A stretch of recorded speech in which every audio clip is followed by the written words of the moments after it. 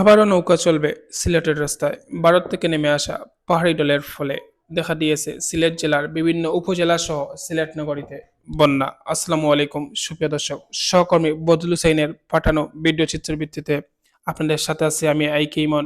এমকে TV মানিক আইকে ইমন Facebook পেজের পর্দায় আপনাদের আজকের প্রতিবেদনে সবাইকে জানাই স্বাগতম। সুপ্রিয় দর্শক, গত কয়েকদিন ধরে আপনারা জানতে পারছেন যে আমাদের সিলেট এলাকা ভারত থেকে নেমে আসা পানির কারণে বন্যা দেখা দিয়েছে বিভিন্ন উপজেলায়। আর গত ২-৩ দিন ধরে সুরমা নদীর পানি কিছুটা কমেছিল, বন্যার পরিস্থিতির কিছুটা উন্নতি হয়েছিল, কিন্তু গতকাল রাত থেকে আবারও পানি বৃদ্ধি পায়। টানা বৃষ্টিপাত সহ ভারত থেকে নেমে আসা পাহাড়ি ঢলের ফলে আবারও পানি বৃদ্ধি পেয়ে গেছে এবং সিলেট নগরীর এখন আমরা আছি উপসর এলাকায়।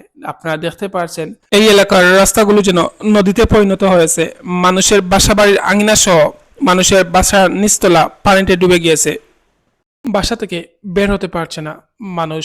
আসলে ধারণা করা হচ্ছে ২০২২ সালের যে বন্যা ছিল তার থেকে ভয়ঙ্কর একটি বন্যার মোকাবিলা করতে যাচ্ছে সিলেট জেলা। বিশেষ করে এই যে পানি, এই যে বন্যার যে প্লাবিত হয়েছে, অনেক কষ্টে মানুষের জীবনযাপন দিন কাটছে। বিশেষ করে এই যে পানি, অনুমান করা হচ্ছে যে ২০২২ সালের বন্যার চেয়েও ভয়ঙ্কর একটি বন্যার মোকাবেলা করতে যাচ্ছে সিলেট শহর।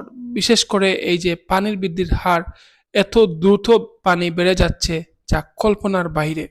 জানি না কতটুকু একটি ভয়ঙ্কর পরিস্থিতির মধ্যে পড়তে হবে আমাদের সিলেটবাসীকে।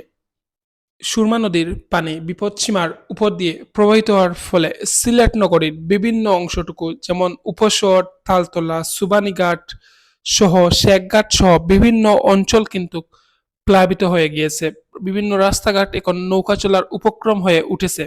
এমনকি সিলেট বিভাগের সর্ববৃহত্তম চিকিৎসা প্রতিষ্ঠান উসমানী মেডিকেলও বন্যার পানিতে প্লাবিত হয়ে গিয়েছে। সুপ্রিয় দর্শক, সবাই সিলেটবাসীর জন্য দোয়া করবেন, এই আশা এই প্রত্যাশা আপনাদের কাছে রেখে আমি বিদায় নিচ্ছি আজকের মতো। আইকি ইমন, আল্লাহ হাফেজ।